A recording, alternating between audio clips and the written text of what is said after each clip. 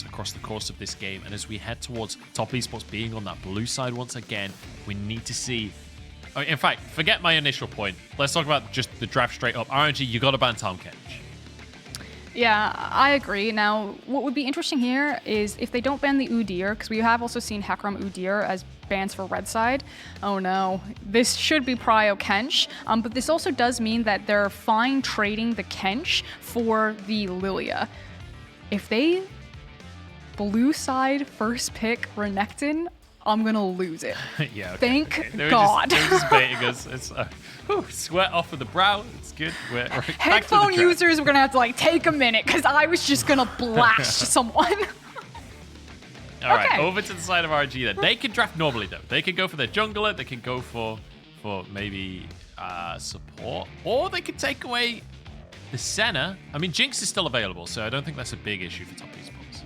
Yeah, and this is kind of where I have an issue with it. I expected them, if they were going to ban Hecarim and Udyr, that it would be about the jungle pick and that they would be fine getting whatever jungle matchup that they wanted and giving the Kench away from it. I think it's kind of a weird double down to also then pull the Senna away, although I understand why they're doing it. But you already said, you know, you have access to things like the Jinx if you wanted to go the hypercarry route. We've seen Varus, Tahm Kench a number of times. And now that you see the Olaf, if you go into the Varus here as opposed to the Jinx, it tells me that you're really prioritizing dive potential and using this Tahm Kench as an offensive Tahm Kench instead of a defensive Tahm Kench, because Varus applies so much pushing power into the lane and sets you up for great positions to dive. So I would expect Karsa to look for something maybe like his Pantheon, if it makes it through ban phase for jungle, and kind of pairing up with that Tahm Kench.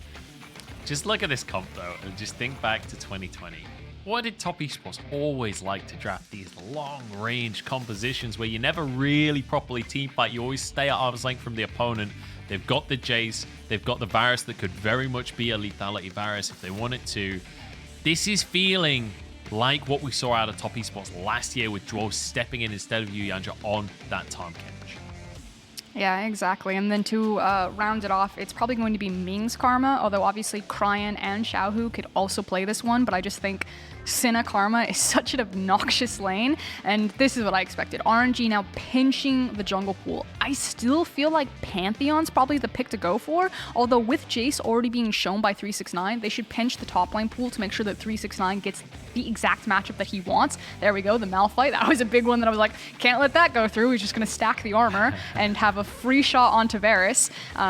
It does put more emphasis on having an AP-oriented jungler, so Karsa could technically still go through the Nidalee and pair very well with a lot of the poke that they've already gotten. So it's Pantheon Nidalee that I'm thinking Karsa will land on.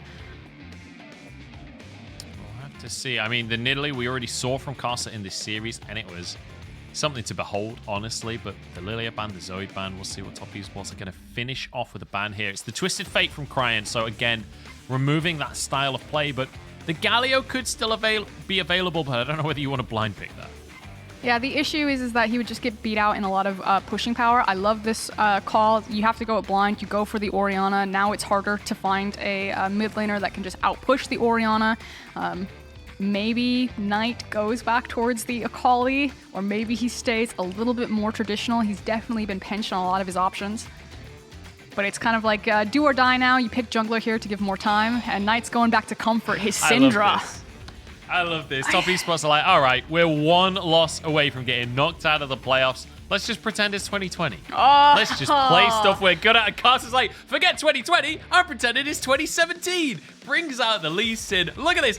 Top Esports, they don't care about the meta. They are playing whatever they want to play. I love it. How could I forget Karsa's Lee Sin? I was like, they really need an AD jungler here, something that's like great at diving, assassination potential. It has to have such big upfront damage, and the Lee Sin definitely fits there. The 2v2 mid jungle from Karsa and Knight on Syndra and Lee Sin is just incredible. There's almost not a stronger 2v2 in the game, especially at level 6 and then especially at level 9. It is so potent and powerful. The dive potential is there. You know, everyone's eyes are going to be on Cryan and how he's going to deal with Knight Syndra. Now, Orianna has plenty of tools. Usually she's a decent matchup into Syndra. She has her shield. She is difficult to burst, but like Cryan should know that he is a giant target on his back. Yeah, I mean, look, you want to win lane, win game comp, this is it right here. This is just dominant lanes across the board, and Karsa on a jungler that he can flex his muscles on.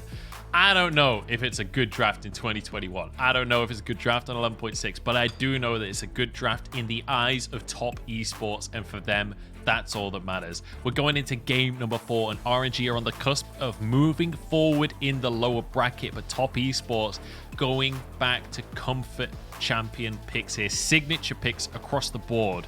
And remember, back in 2020 at the Mid-Season Cup, Knight's Syndra was the pick that he separated himself from the pack on, and he's bringing it back out.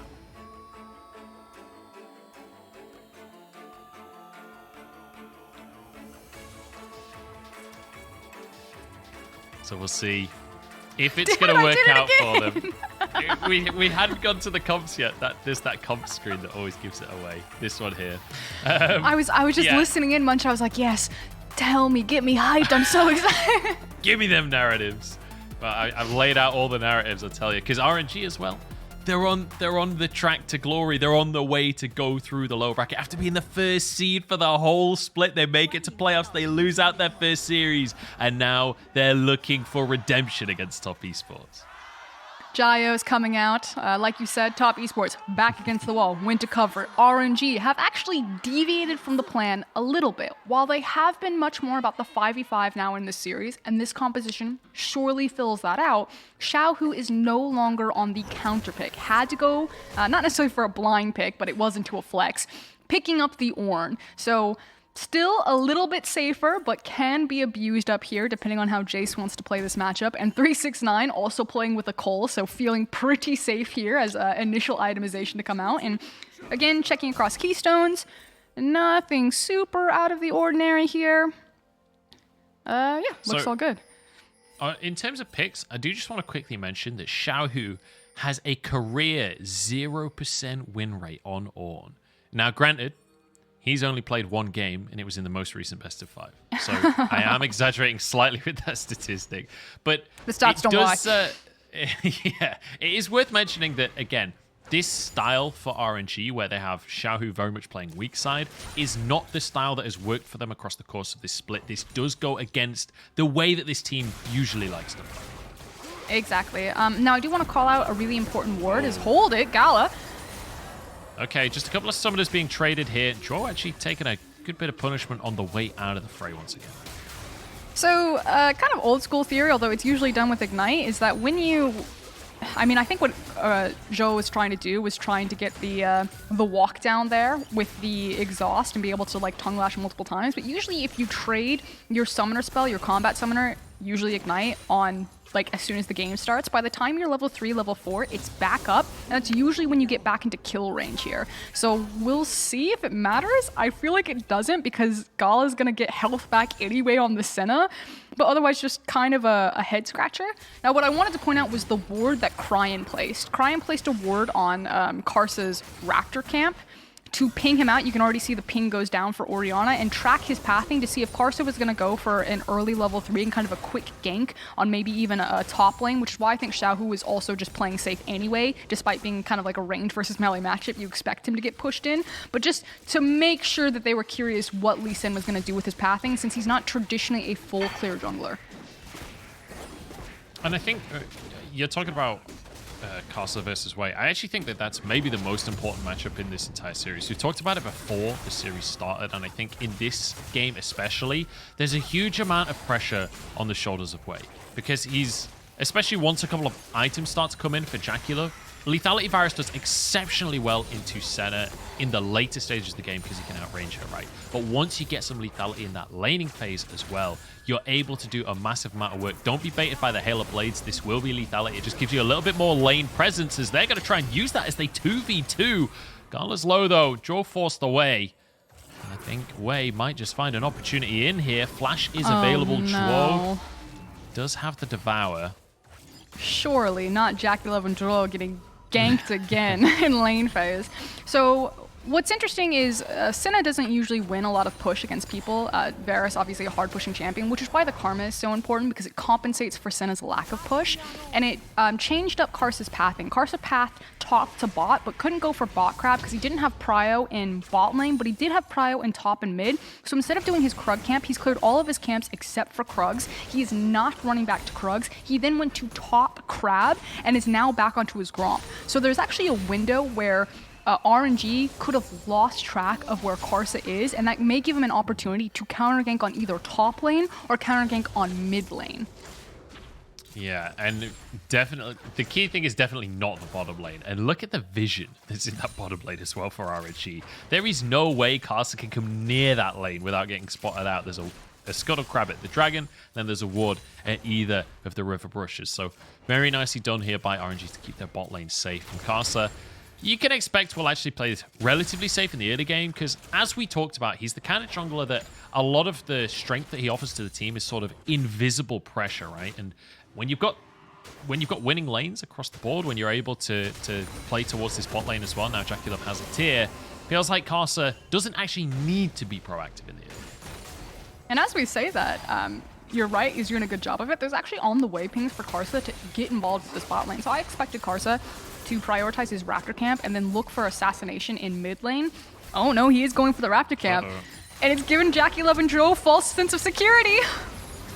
Okay, Drow should have Devour available. He flashes away from JackeyLove and then gobbles him up. That is very nicely played by Drow, baiting for the TP as 369 gets onto Gala, but flashes out to safety. JackeyLove now could be in trouble as Xiaohu's here, but Karsa has the Q, goes in on the play. Arrows come through. The slow is there. In goes Gala. He's got no health left, but the knockup, is it going to be enough as Karsa has to back away? JackeyLove flashes out to safety as well. Xiaohu flashes for the kill. Answers with his own life, though. 1-for-1 so far. And now more TPs rain into the bottom side of the map. 369 low on health. Gala wants to find the kills, but he trades his own life as Mingle go down. Knight on the backside of the play might just be able to clean up everything. Top Esports come out on top, and Karsa, with his Lee Sin, grabs the triple kill.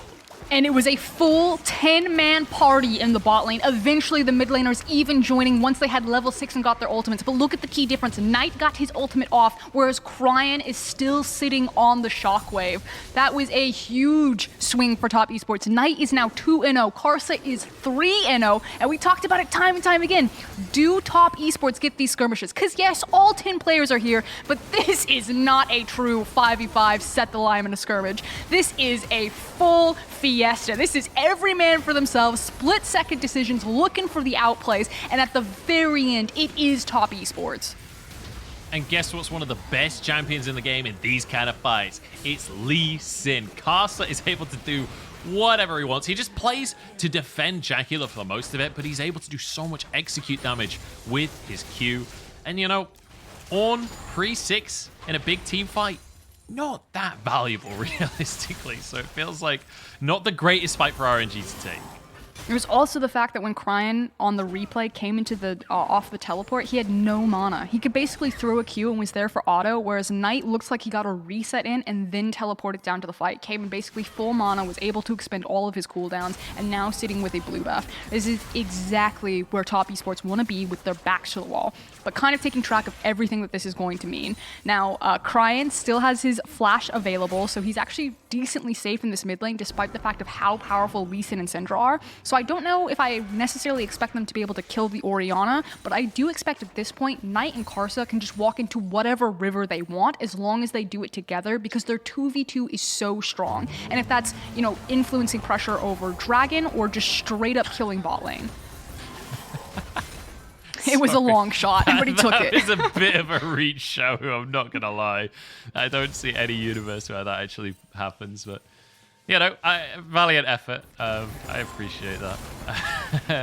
I want to go back to the picks here for a second, and I want to just take a moment and appreciate Knight is on the Syndra, and Syndra has not been that successful of a pick this split. We saw it a lot earlier on in the split. It really fell out of favor. It had like a 30% win rate or something like that earlier on in the split.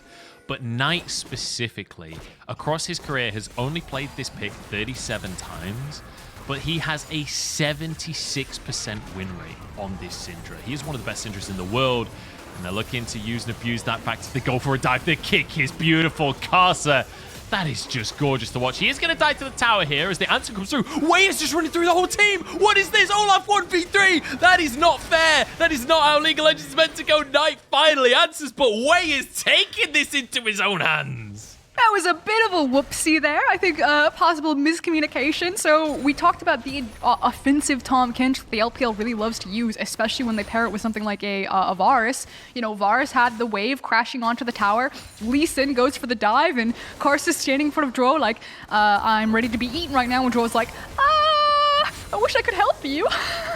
And suddenly it allows Wei this opportunity to pick up these 2 kills, potentially even 3. So where was the gobble?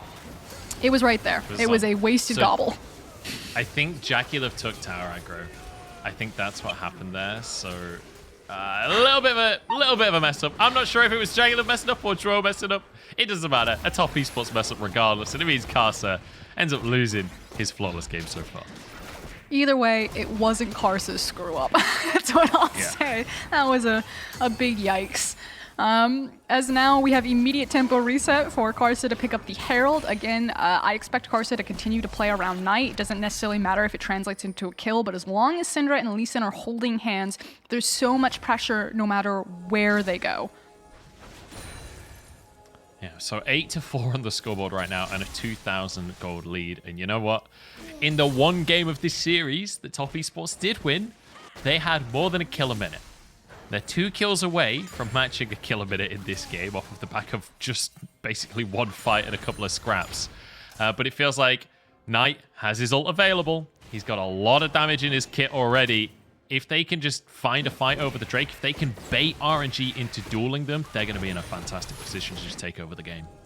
And if you're RNG at this point, you just need to say it's not advantageous for us to fight a fair fight if Syndra and Lee Sin are involved. They're way too strong, so we need to just let Top Esports take whatever control they want over the river, try to slow them down, try to make cross-map plays, which is a bit difficult because it isn't Ornn, but you can see Olaf's already moving up behind them, so RNG are looking for these windows to play cross-map, you know, not overcommitting to this dragon, just kind of fishing for some skill shots, fishing to see if they can get a steal, and trying to support Xiaohu up here, but for now, RNG just need to accept that they're going to be given over the next 5 minutes to 8 minutes to Top Esports.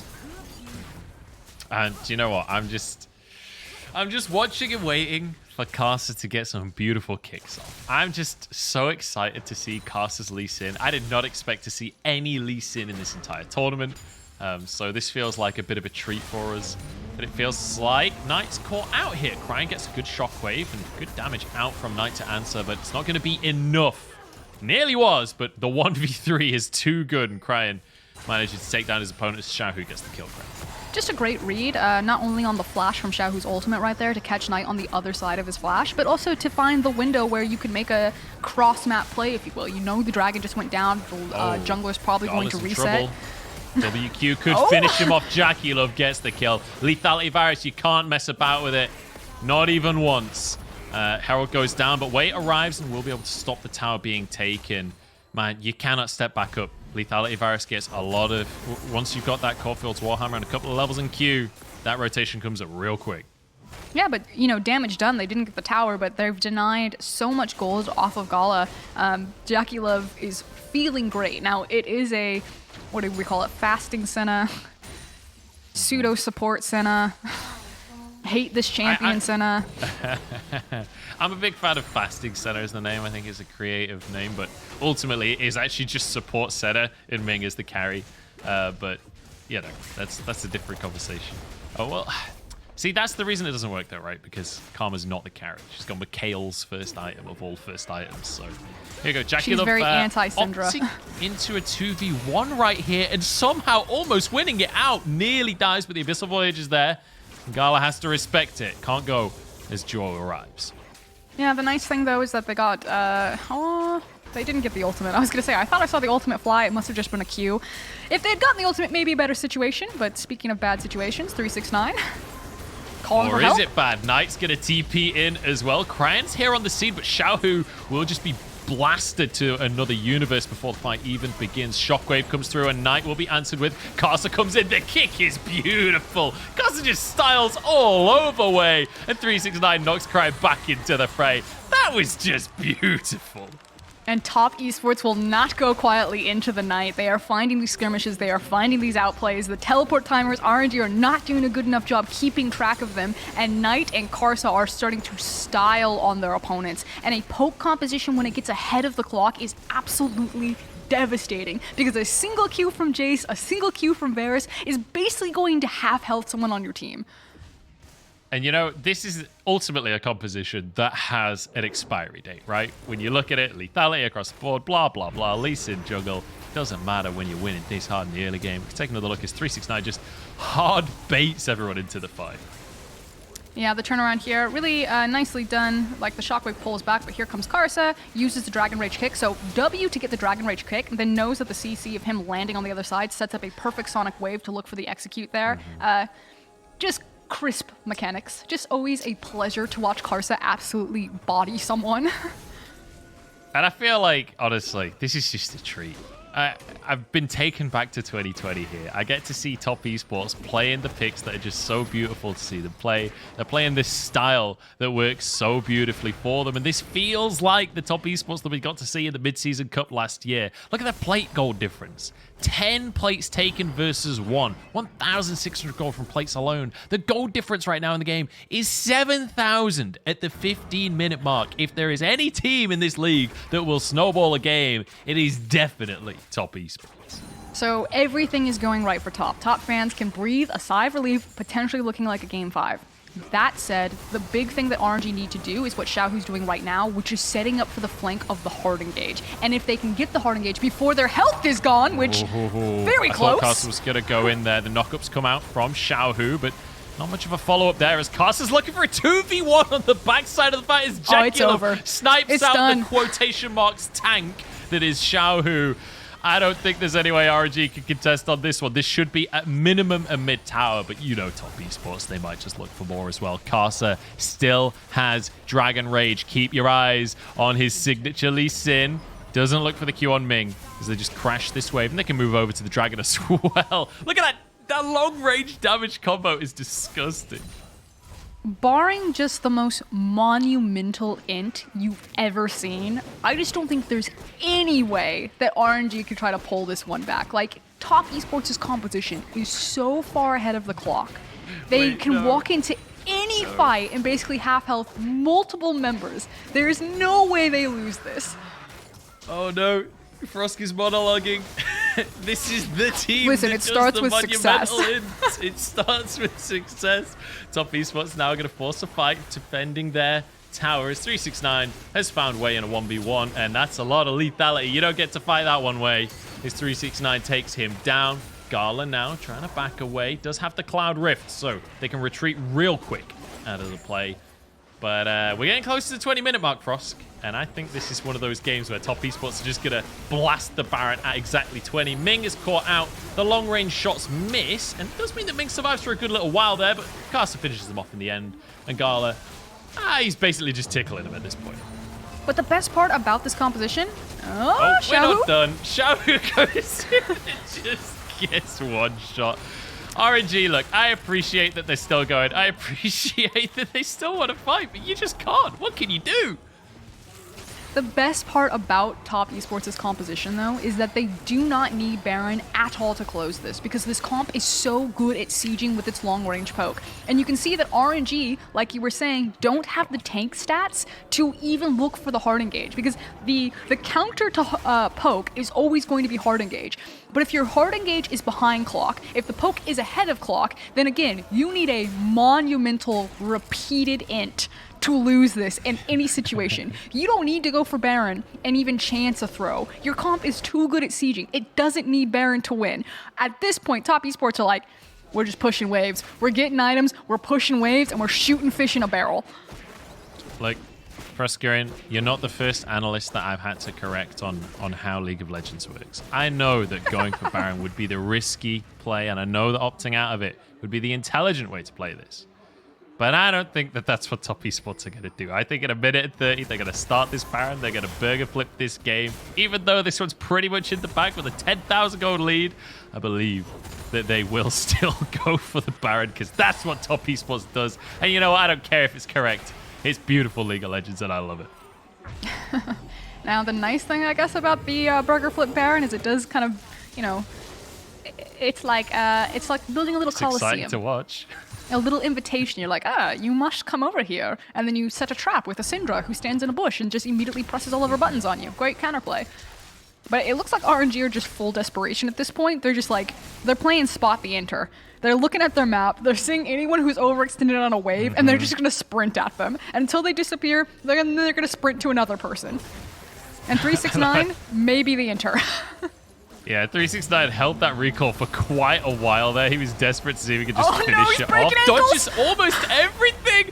Oh, it was so close to beautiful. The shockwave ruins it in the end. Nicely done there by Cryan, but at what cost is the question we have to ask, as the Herald is dropped in the mid lane. We've got Syndra up at the top side, just pushing away on the tier 2 as well. Herald doesn't even take damage from the charge, because the tower went down first. So this will be a charge on the inhib tower. Wait is sticking around to trade a tier 1 in the bot side for an inhib in the mid lane here. Looks like Top Esports decide not to overextend, not to push it too far, and they'll just move up towards the top side instead.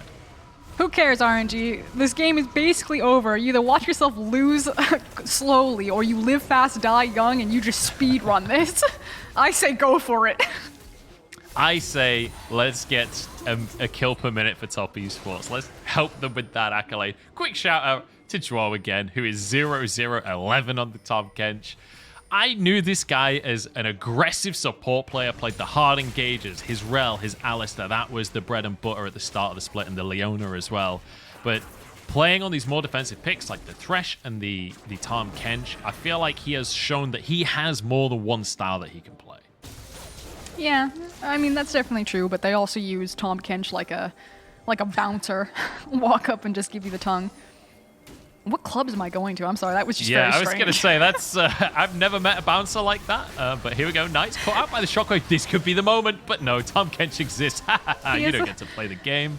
He also has a stopwatch. There's no way that RNG can win a fight. They're against 2 stopwatches in both Karsa and Knight's inventory.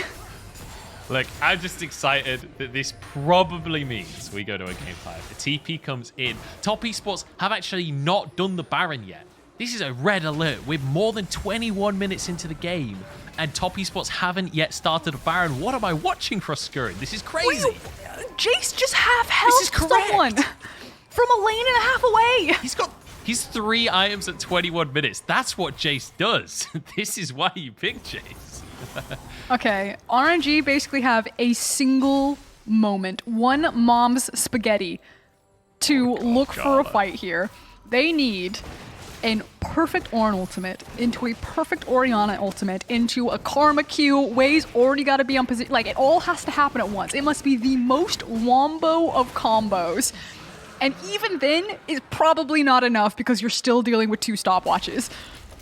Yeah, the problem is if you only kill 4 of them, whoever's left on Top Esports is still far enough ahead that they could 1v5 the rest of the fight. That's the kind of goal difference that we're talking about right here.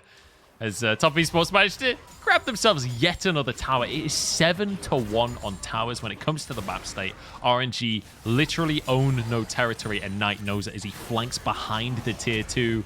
Gala dodges the Scatter the Weak. It costs him his flash. In comes Joao with the Abyssal Voice. Jaggedlove is way too far forward here, but it doesn't matter because Tahm Kench exists. There is no such thing. It's too far forward. The Q damage is insane. And it's just another easy kill for Top Esports. They are literally doing whatever they want. It's just Karsa you're playing goes in. Looks dodgeball. to kick Ragnarok, though. Ragnarok ruins everything. Karsa can't quite style on him like he wanted to. Okay, so Xiaohu does have ultimate, could look for the engage, but Cryan doesn't have any follow-up. So yeah, the Ornn horn comes out, but it means nothing. We've seen a few Ornn horns from Xiaohu that have not been ideal this game, it has to be said. He's been reaching with that ability, but when you're this far behind, all you can do is reach, as 11,000 gold is the lead in favor of Top Esports. And they can even leave this inhibited. They don't actually need to brute force this right now. They could just reset and come back fresh to finish the game off.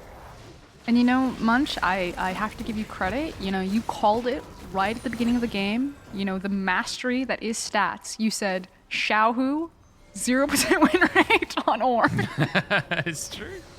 The stats don't lie, okay? 0% win rate for Xiaohu on Ornn. And I will say, like, in terms of the coordination, how they play around an Ornn from Xiaohu, it doesn't really feel like they're on the same page, right? When you see some of these Ornns that we're seeing out of Xiaohu, it was the same in the series against FPX, where it didn't feel like they were all on the same page, and a lot of the Ornns were just wasted. I feel like there's almost an issue that if you don't have Xiaohu on a lane that can pressure, then you don't distract Karsa, and Karsa gets to do whatever he wants. It feels like when top esports fall apart, it's when one of their lanes is on fire, and where Karsa should be playing through like a very specific win condition, in this case it was night, he then has to kind of babysit a weaker lane. And when I know, right, this damage. And when Xiaohu is on something like Ornn, Karsa never has to babysit a falling behind lane. He actually just gets to play to his win condition, and then you see how strong top are at snowballing effectively. Well, I was gonna say top esports are gonna flip the Baron, but let's be honest, this isn't a flip. There's nothing RNG can do to contest this as Wei finds that out the hard way. Xiaohu looks for this steal onto the Baron, I guess, but again, Ornn not doing a whole lot here. As Knight is now in a 1v2 with a shockwave. Gets blocked by the Zhonya's. In goes Xiaohu, the 2v1, the redemption moment. It ain't happening. The Dawn in Shadow is almost enough to finish off Jackie but he flashes out of the pit. Karsa finishes the Baron.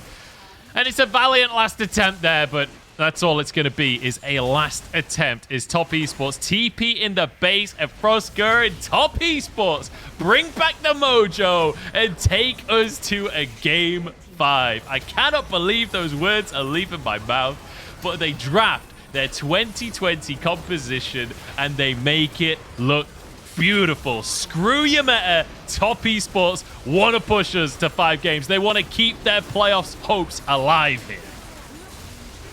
Just patting out the KDAs just a little bit there, as it has been a long time coming. About 10 minutes ago, this game was won, and Top Esports now with so much momentum going into this final game. You can see their faces, just all smiles there. They know exactly what the winning condition is for them. RNG back to the drawing board. They need to figure out what they're going to draft for this final game. Now, they do have an advantage that they will be on the blue side. Blue side right now is 100% win rate in this series. That's very true. I have to say, I'm really not sure what we're going to be looking for in this next draft, because we've just completely thrown the matter out the window for this one game. Whether or not Top Esports will stick to that, I have no idea. We're in uncharted territory when it comes to the draft now for the current meta, because nobody was expecting Lee Sin picks. Syndra had fallen out of the meta. And like this lethality virus with the Time Kench is a really nice adaptation for Top Esports. We've seen that a tiny bit in the fringes of the meta. So it does feel like Top Esports are changing things up a little bit and just going with what works for them. And you know what? I like it. I say just do it again from the blue side. I feel like the takeaway that RNG will have from that game is that they need to find more lanes to play it through. Because if you looked at their draft, it was Ornn in the top lane. Olaf's going to be hard farming. You have Orianna across from a Syndra. You had to blind pick it. And then you have Karma Senna. So you have a lot of defense and the ability to slowly scale up. And then if you did get to scale up, you would be great. But there's nothing for Wei to play through. There's not a lot of setup. There's not a lot of kill pressure there. He was basically only supposed to be hard farming and then maybe looking for counter ganks. So I think that will be the pivot, and if that's, putting Xiaohu again on either a counter pick or some sort of pick where you now have a lane that Wei can play through and play around, because Karsa got to play around his win condition, which was playing around the pressure that Knight was putting out on the Syndra. He could go bot if he wanted to with Jackie 11 Duo. 369 was basically left on an island, isolated across from an Ornn, and just kept smacking him, which is why his damage numbers are so freaking high. But I think that's the secret sauce if RNG want to have a hope in winning this game 5. Yeah, I think 369 by the end of the game was doing Xiaohu's total damage for the entire game in one accelerated shock blast. It's crying every time he stepped anywhere near one of his own inhibitors, basically. 369 was smacking with a shock blast and just take 2/3 of his HP. That was disgusting to witness, but I mean, my basically, God. Jackie 11 and 369 did more damage than the whole of RNG collectively. Yeah. Pretty comfortably. That's kind of disgusting. I feel bad for Knight. He just didn't have the range to compete with the damage that 369 and Jacula were doing from half the map away. But yeah, beautiful game here from Top Esports. That is exactly what I needed. That was what the doctor ordered. My blues of potentially this series being out the window are gone. Yeah, this is just all about me, apparently. But we get to go to Game 5, which I'm over the moon about. And I feel like we talked earlier about how each series has its own mini meta. You know, these teams get to know each other. And I love that Top Esports have gone, nah, forget the mini meta. Forget what we've been playing. Forget how the series is meant to go. We're just throwing that out the window and changing styles. And I think that is just such a creative way to approach when you're against the ropes. How many teams in the world would just throw it out the window and play something that's not even meta when you're one loss away from being eliminated to the tournament? That is such a mind-blowing way to play the game. It's always just the confidence of Top Esports and the individual prowess of the team. And what I think is really interesting is a lot of time in discussions, it's always like this team versus this team, this stylistic matchup, this featured matchup, this will be the difference. When a lot of the times it literally just comes down to play our own game. You'll hear it time and time again from the pro players. RNG say, we need to minimize our own mistakes. We just need to play our own game. Top Esports are like, give us our comfort champions. We just need to play our own game. And that's what this is going to come down to. It's not about how you counteract or how you interact with the enemy team. Those are just byproducts. Internally, what's happening with the players themselves is just the confidence, the comms, and the mental to just play the game that they are the best at playing. So what I'm realizing, honestly, is that Top Esports, it's not a matter of whether or not they'll win Worlds this year. It's just a matter of once Syndra and Lee Sin become meta, they'll win the World Championship. It's just a matter of time, guys. That's just all we need. This is their style, and if this is really good, they'll win the World Championship. We're going to Game 5. I'm very excited to say, but before that, we'll jump into a quick break. Do not go anywhere. The series concludes right after this.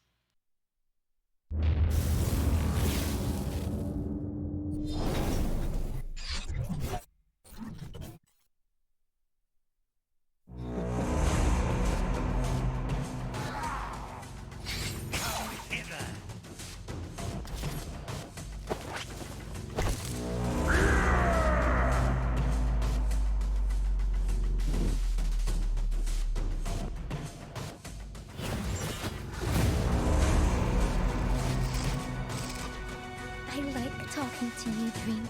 Speak!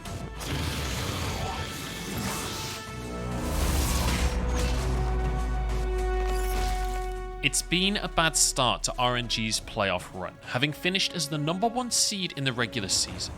The lower bracket is not where this team wanted to be, but despite rough beginnings, RNG will not let this be the story of their playoffs. I don't know if this is one they can fight on. Here we go. Knockup comes out from 369. They find themselves a pick onto Ming. The man of the hour, as you called him. Xiao Hu falls as well. Draw with a locket to keep himself safe. Gala jumps in, but maybe too deep on this one. Wade trying to follow up as well. Top Esports health bars are dropping. Knight still surviving. Can't find Gala though. Misses the Q on the backline, and Gala wins the 1v1. 369, the last man on the scene. And RNG turn this on its head. Gala and Cryan and Way surviving. Triple for Gala. Down with the recency. The defending champions fall. The legacy of RNG continues. The reigning LPL champions, Top Esports, are against the ropes as they struggle to defend their title. The previous loss must be cast aside as they look to come back stronger than ever. And Knight can do that. He's stolen the Magnet Storm from On. And look at where Carcer is, Lyric. He's coming in for the flank, right onto Angel. Bin on the other side, dealing with Knight. Carcer gets out, but the Encore, so beautiful from Angel. And Bin now being a busy boy onto 369. The Magnet Storm from Knight, though, has it changed the play? Yes, it has. He's gotten them under his wing while Bin goes down. Chucky Love cleans that one up. And Top Esports execute the fight just like that.